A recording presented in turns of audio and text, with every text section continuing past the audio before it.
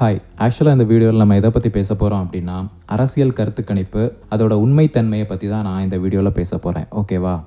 ஆக்சுவலாக அரசியல் கருத்து கணிப்பு இருக்குல்ல, ஒவ்வொரு சேனல் மீடியாவும் இந்த கட்சி தான் ஆட்சிக்கு வரும், இந்த கட்சி தான் ஆட்சிக்கு வரும், அந்த மாதிரி ஒரு கருத்து கணிப்பை வந்து ரிலீஸ் பண்ணோம். நான் இதுக்கு முன்னாடி அந்த கருத்து கணிப்பெல்லாம் நம்புகிற ஒரு பர்சனாக தான் இருந்தேன். அதுக்கப்புறம் நான் வந்து சர்ச் பண்ணி பார்க்கும்போது எனக்கே அது கொஞ்சம் வினோதமாக இருந்துச்சு. ஒரு டிவி சேனல் என்ன சொல்லுது அப்படின்னா டிஎம்கே தான் வரும் அப்படின்னு சொல்லுது, இன்னொரு டிவி சேனல் வந்து ஏடிஎம்கே தான் வரும் அப்படின்னு சொல்லுது. ஆக்சுவலாக இந்த ரெண்டு விஷயங்களை பார்க்கும்போது எனக்கு ரொம்ப முரண்பாடாக இருந்துச்சு. ஏன்னா இப்போ வந்து லீடிங்கில் ஒரு புது கட்சி ஒன்று வந்திருக்கு, டிவிகே அப்படின்னு சொல்லக்கூடிய ஒரு புது கட்சி. அந்த கட்சியோட ஆதரவு பர்சன்டேஜை பார்க்கும்போது எனக்கு ரொம்ப டவுட்டாக இருந்துச்சு. ஏன்னா இல்லைங்க தாவேகா தான் வெல்லும் என்று 18% மக்கள் சொல்லியிருக்க பார்க்கணும். இதற்கு முன்னாடி ஒரு 20% கூட கருத்து கணிப்பில் அது வாங்குறது கிடையாது. ஓகேவா? ஆனால் பெருவாரியான மக்கள் எதுக்காக அந்த கட்சியை நம்புகிறாங்க அப்படிங்கிறது ஒரு குழப்பமான ஒரு மனநிலையை நான் இது உண்மைத்தன்மை என்ன அப்படிங்கிறத நான் ஆராய ஆரம்பித்தேன். சரி, நம்ம இதில் ஒரு எக்ஸாம்பிள் ஏதாவது ஒன்று எடுக்கலாம் அப்படின்னு சொல்லிட்டு தினமலரும் சாணக்கியா அவங்களோட மீடியா சேர்ந்து ஒர்க் பண்ணி ஒரு கருத்து கணிப்பை ரிலீஸ் பண்ணுறாங்க. அந்த கருத்து கணிப்பை நான் எடுத்து அதில் என்ன விஷயங்கள் இருக்குது அப்படிங்கிறத நான் பார்த்தேன். ஓகேவா?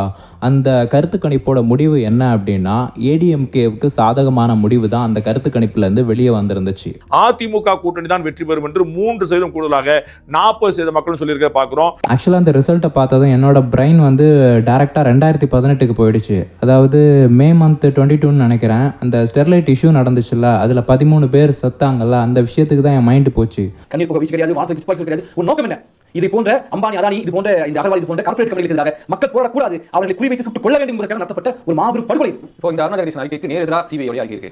எதற்காக சிபிஐ அறிக்கை? சிபிஐ சொல்ல போனா இந்த போல கார்ப்பரேட்டுக்கு ஆதரவான அரசு தான் மோடி அரசு. அப்ப இந்த கார்ப்பரேட் வேளாண் நிறுவனத்தை கைக்கூலியாக இருக்கக்கூடிய இந்த மோடி அரசு, இந்த ஏற்கனவே இருந்த எடப்பாடி அரசு ஆகட்டும், இல்ல ஒட்டுமொத்த அரசு நிறுவனம் ஆகட்டும், ஒட்டுமொத்த அரசு நிறுவனம் என்பது யாருக்காக செயல்படுறாங்க? முதல்வருக்காக செயல்படுறாங்க. அது குறிப்பா கார்ப்பரேட் முதலாளியாக செயல்படுறாங்க. அப்ப இவர்கள் எதுக்காக செயல்படுவாங்க சொல்ல போனா இந்த மக்களை எப்படி விழித்துட்டு நோக்கம், இது அமைதியான போராட்டத்தை திட்டமிட்டு இவர்கள் சிறுபினார்கள் என்பது உண்மை. அதான் நான் சொல்றேன், இவர்கள் நோக்கம் என்பது இந்த கார்ப்பரேட் கம்பெனியை பாதுகாக்க வேண்டும் என்பதுதான் ஒட்டுமொத்த அரசு உறுப்பினர் எல்லாரும் நோக்கம். ஆக்சுவலாக அப்போ நடந்தது என்னன்னா, ஜாலியன் வாலாபாக் படுகொலை மாதிரியான ஒரு விஷயம் தான் அங்கே நடந்துச்சு. ஸோ அதை எப்படி மக்கள் எல்லாரும் மறந்தாங்க அப்படிங்கிறது என்னால் நம்ப முடியல. ஆக்சுவலாக எல்லோ ஜெர்சி இருக்குல்ல, எல்லோ ஜெர்சி அப்படின்னா சிஎஸ்கே தான் எனக்கு முன்னாடி ஞாபகம் வந்துட்டு இருந்துச்சு. ஆக்சுவலாக அந்த இஷ்யூவில் அந்த எல்லோ ஜெர்சியை பார்த்ததுக்கப்புறம் எனக்கு எல்லோ ஜெர்சியை பார்க்கும்போது எல்லாமே எனக்கு அந்த ஸ்டெர்லைட் துப்பாக்கி சூடு தான் என் மைண்டில் லாக் ஆகிடுச்சு.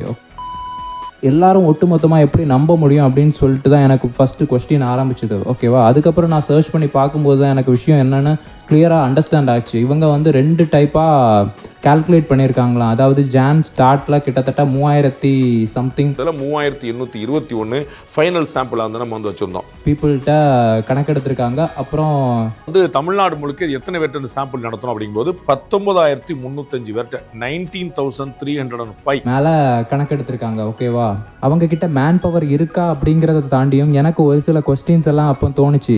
ஸோ நான் இதை எல்லாத்தையும் மேட்ச் பண்ணி பார்க்கும்போது எனக்கு கிடைச்ச ஆன்சர் வேறு மாதிரி இருந்துச்சு. ஆக்சுவலாக தினமலர் மேலே எனக்கு ரொம்ப பெரிய மரியாதையும் நம்பிக்கையும் இருந்தனால தான் நான் தினமலரை ஃபஸ்ட்டு நான் சூஸ் பண்ணி நான் பார்க்கும்போது தான் எனக்கு ஒரு விஷயம் புரிஞ்சுது. மேபி பணத்துக்காகவோ இல்லை ஒரு சில காரணங்களுக்காகவோ இல்லை ஒரு சில உதவிகளுக்காகவோ இது நடந்திருக்கலாம் அப்படின்னு தான் எனக்கு தோணுச்சு. ஓகேவா? ஆக்சுவலாக நான் இந்த முடிவுக்கு ஏன் வந்தேன் அப்படின்னா, ஒரு நடுநிலைமை அப்படின்னு சொல்லக்கூடிய ஒரு பிளாட்ஃபார்ம் இருக்குல்ல, நியூஸ் பேப்பராக இருக்கட்டும், ஒரு நியூஸ் சேனலாக இருக்கட்டும், இல்லை ஏதாவது ஒரு ஊடகமோ ஒரு யூடியூப் சேனலோ எதுவாக இருந்தாலுமே நடுநிலைமை அப்படிங்கிறது எந்த இடத்துல எல்லாம் ரிஃப்ளெக்ட் ஆகும் அப்படின்னா, அவங்களோட விளம்பரங்கள்லையும் அது ரிஃப்ளெக்ட் ஆகும், அவங்களோட சேனல் உள்ளே இருக்க வீடியோஸ்லேயும் அது ரிஃப்ளெக்ட் ஆகும். ஓகேவா? ஆக்சுவலாக இந்த தினமலர் இவங்க பண்ண விஷயம் என்னென்னா, ஆக்சுவலாக இவங்க ஏடிஎம்கேவோட ஆட்ஸை வந்து இவங்க சேனல்ஸில் ப்ளேஸ் பண்ணிக்கிட்டே தான் இருந்தாங்க. ஆக்சுவலாக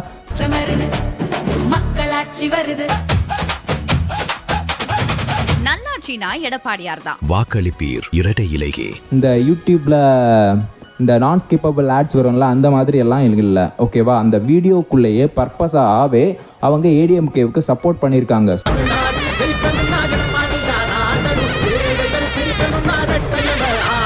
நல்லாட்சினா எடப்பாடியார் தான். ஸோ ஒரு கட்சிக்கு ஆதரவு கொடுத்துட்டு நீங்கள் எப்படி இந்த கருத்து கணிப்பை நடத்த முடியும், அதுவும் நடுநிலைமை அப்படிங்கிற ஒரு இடத்துல? ஆனால் தினமலர் அவங்க கிட்டேருந்து நான் இந்த மாதிரி ஒரு விஷயத்த நான் எதிர்பார்க்கல. ஸோ ரொம்ப டிசப்பாயிண்ட் ஆகிட்டேன். பட் இதுலேருந்து ஒரு விஷயம் நல்லாவே கற்றுக்கிட்டேன். என்னென்னா, எந்த ஒரு மீடியாவையும் டேரெக்டாக நம்ம நம்பவே கூடாது அப்படிங்கிறது தான். ஓகேவா?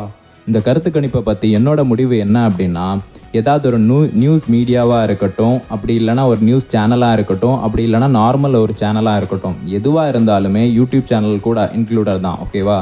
அவங்களுக்கு ஒரு கட்சி வந்து ஆதரவு கொடுத்துட்டாங்க அப்படின்னா அவங்களோட இந்த எலெக்ஷன் இந்த டைம்களில் அவங்களோட ஆதரவு வந்து அந்த கட்சியினருக்கு தான் சாதகமாக இருக்கும். ஸோ இந்த கருத்து கணிப்பு ஒவ்வொரு சேனலும் ஒவ்வொரு மாதிரி ப்ரொஜெக்ட் பண்ணுறாங்க. மோஸ்ட் ஆஃப் த சேனல்ஸ் வந்து ஆளுங்கட்சியான டிஎம்கேவுக்கு ஆதரவாக இருக்குது. சில சேனல்ஸும் சில பேப்பர்ஸ் மாதிரியான விஷயங்கள் வந்து ஏடிஎம்கேவுக்கு ஆதரவாக இருக்குது. ஸோ இந்த கருத்து கணிப்பை யாரும் நம்ப வேண்டாம் அப்படிங்கிறதான் என்னோட பாயிண்ட். ஏன்னா இது ஒரு சைக்காலஜிக்கல் கேம் மாதிரி, ஓகேவா? இவங்க தான் ஜெயிப்பாங்க அப்படின்னு உங்களுக்கு தெரிஞ்சிடுச்சுன்னா உங்கள் ஓட்டுக்களை நீங்கள் ஜெயிக்கிறவங்களுக்கே நான் போட்டுட்டேன் அப்படின்னு சொல்கிறதுக்காக தான் விரும்புவீங்க. அதுதான் உங்களுக்கு சேஃபர் சைடும் கூட. ஸோ அந்த ஒரு மைண்ட் செட்டை உங்களுக்கு கொண்டு வரணும் அப்படிங்கிறதுக்காக தான் இந்த மீடியாக்கள் எல்லாமே ஃபேக்கான கருத்து கணிப்புகள் அதோட ரிப்போர்ட்ஸ் எல்லாமே வெளியே வருது, ஓகேவா? ஸோ போன எலெக்ஷன்ஸில் நடந்த ரிப்போர்ட்ஸ் எல்லாம் நான் பார்க்கும்போது எனக்கே ரொம்ப ஷாக்கிங்காக இருந்துச்சு, ஓகேவா? ஸோ இந்த கருத்து கணிப்பை ஜஸ்ட் ஒரு காமெடியாக எடுத்துகிட்டு விடுறது எனக்கு தெரிஞ்சு ஒரு பெட்டராக இருக்கும்னு தோணுது. ஆக்சுவலாக நீங்கள் வீட்டிலேருந்து ஒரு பூத்து வரைக்கும் போய் உங்கள் வேட்பாளரை நீங்கள் செலக்ட் பண்ணி அந்த மை வைக்கிற வரைக்குமே உங்களுக்குள்ள பல குழப்பங்கள் இருக்கும், பல கேள்விகள் இருக்கும். ஸோ அந்த இடத்துல ஒரு சைக்காலஜிக்கல் கேமுக்கு நீங்கள் பலியாயிராதீங்க. ஸோ இப்போவே நீங்கள் நல்லா யோசித்து வச்சுக்கோங்க, யாரை நீங்கள் செலக்ட் பண்ணி ஓட் பண்ணலாம் அப்படிங்கிறத நல்லா டிசைட் பண்ணிவிட்டு போங்க. அந்த இடத்துல அது உங்களுக்கான ஒரு 5 ஆண்டு காலம் உங்களை யார் ஆட்சி பண்ண போகிறா அப்படிங்கிறத நீங்கள் டிசைட் பண்ண வேண்டிய இடம். ஸோ அந்த இடத்துல ரொம்ப தெளிவாக உங்கள் வாக்குகளை செலுத்துங்க, ஓகேவா? தபால் ஓட்டுக்களை பற்றி நான் பேசுகிறதுக்கு முன்னாடி இன்னொரு விஷயத்தை பற்றி நான் உங்ககிட்ட சொல்லிடுறேன்.